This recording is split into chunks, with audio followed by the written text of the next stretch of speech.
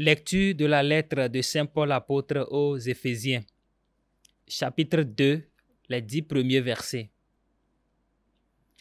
Frères, vous étiez des morts par suite des fautes et des péchés qui marquaient autrefois votre conduite, soumise aux forces mauvaises de ce monde, au prince du mal qui s'interpose entre le ciel et nous, et dont le souffle est maintenant à l'œuvre en ceux qui désobéissent à Dieu.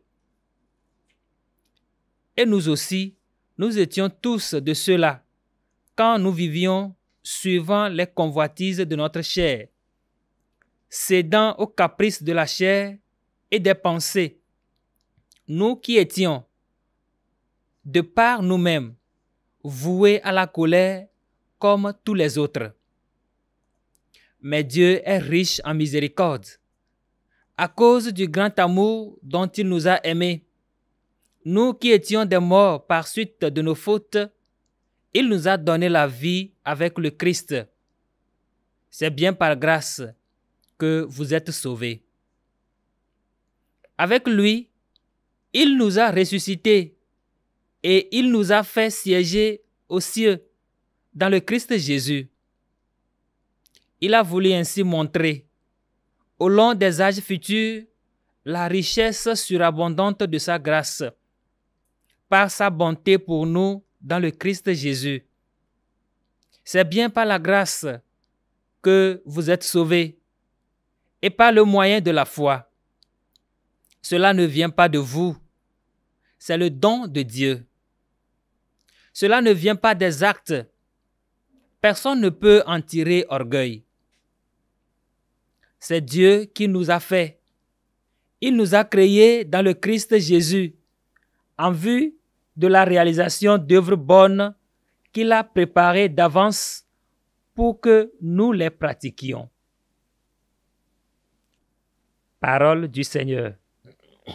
Rendons grâce à Dieu.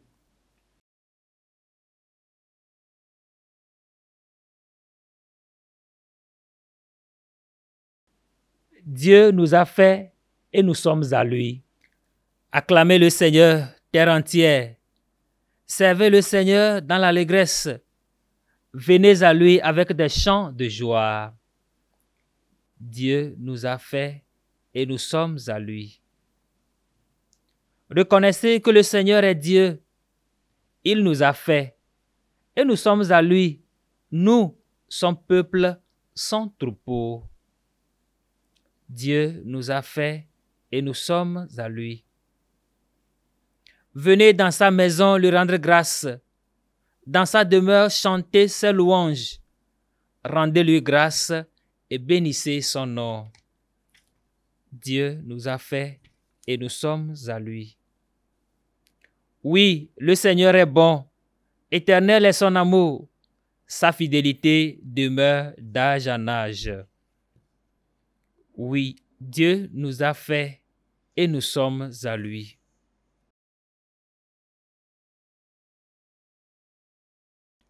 Acclamation de l'Évangile. Heureux les pauvres de cœur, car le royaume des cieux est à eux.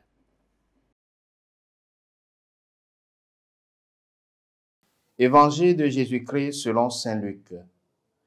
En ce temps-là, du milieu de la foule, quelqu'un demanda à Jésus, « Maître, dis à mon frère de partager avec moi notre héritage. » Jésus lui répondit, « Homme, qui m'a établi pour être votre juge ou l'arbitre de vos partages. » Puis, s'adressant à tous, « Gardez-vous bien de toute avidité, car la vie de quelqu'un, même dans l'abondance, ne dépend pas de ce qu'il possède. » Et il leur dit cette parabole.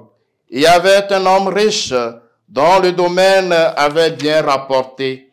Il se demandait, « Que vais-je faire, car je n'ai pas de place pour mettre ma récolte. » Puis il se dit, « Voici ce que je vais faire. Je vais démolir mes greniers, j'en construirai de plus grands, et j'y mettrai tout mon blé et tous mes biens.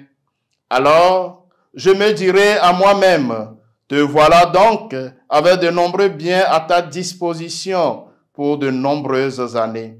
repose-toi, mange, bois, jouis de l'existence. Mais Dieu lui dit, tu es fou. Cette nuit même, on va te redemander ta vie, et ce que tu auras accumulé, qui l'aura?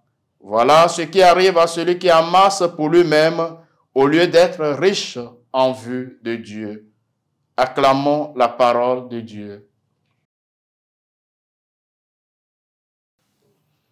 Frères et sœurs bien-aimés, en ce lundi 21 octobre 2024, lundi de la 29e semaine du temps ordinaire, année B, dans l'Évangile, le Seigneur nous interpelle vivement à travers cette parabole.